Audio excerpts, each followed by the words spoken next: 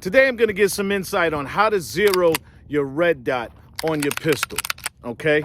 First things first, you got a red dot that you purchased. You mounted your red dot on top of your slide, and what you're going to want to do is you want to make sure that that dot is matching the point of impact of the shots you're putting down range. So my first suggestion in trying to do this so that you're not wasting a ton of shots when you're trying to do it, what you want to do is get you a little tool, and these tools actually are what it is that you use to control the elevation and the windage on your red dot. Put the red dot where it goes right above this front sight, okay? Once you tune it to where it's right above the front sight, we're at least gonna have you on paper for your first shots. What we're gonna do is put 3 shots down range, and we're gonna see exactly where it is they hit on the paper. You wanna take very steady, nice, and slow shots. You're trying to make your impacts as close as they can possibly be. This is not a speed contest. This is just trying to get everything in the same spot and follow where it is that you actually shot so that your shots are not scattered across the paper and you have to figure out where you want to put things at. With 7 yards away from the target,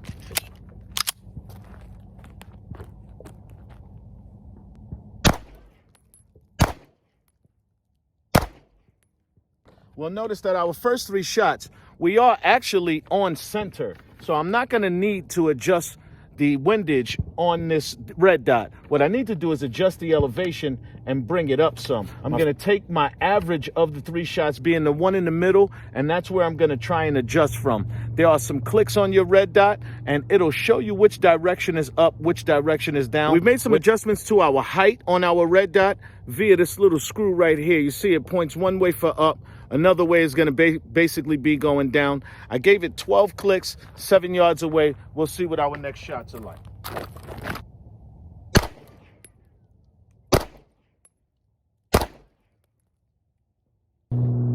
So on my target, I can see I actually have a bullseye and 2 shots that are actually low. The average of these 3 shots would be the one that's a little lower. So I'm going to take it, I'm going to move it another 4 clicks up and just see if we can consistently put some shots in the bullseye.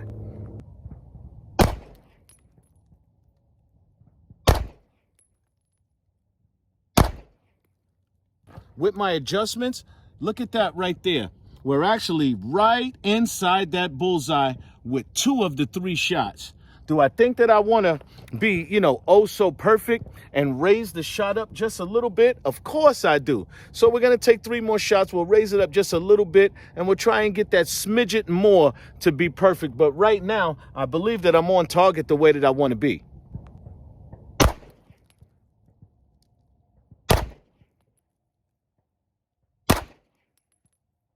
Taking 3 shots at a time. Look at that right there. They're in there. They're exactly where it is I want it to be. So you see that 5 up top? We're going to shoot some shots at that 5 and just confirm our 0 now.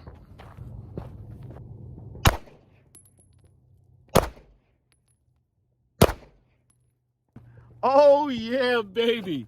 You see that right there. Read it and weep. We got this gun 0. And I'm going to break down to you exactly what it was that we did so that we could 0 this firearm. Okay? So once again, we got our red dot here. I wanted to make sure that my shots were on paper at first so that they weren't just everywhere and I wasn't chasing it, wasting ammo. So what I did was I took the red dot and I sat the red dot right above the front sight. So when I punched out and I looked inside the reticle, I could see the red dot right above the front sight. I took my first 3 shots. My first 3 shots rang out a little bit low. So I went back, I made some adjustments. Your red dot will come with some specifications on what each click actually means. A lot of times it's an inch at 100 yards, so if we're in here 7, 10, 12 yards away, you need to do the conversion, or you need to have a very good guesstimation, which is what it is I fathom a lot of people actually do. I took it 12 clicks. When I took it 12 clicks, I started to ring out slightly below that bullseye. So I thought about doing it once again. I went back and I went another 4 clicks to go up.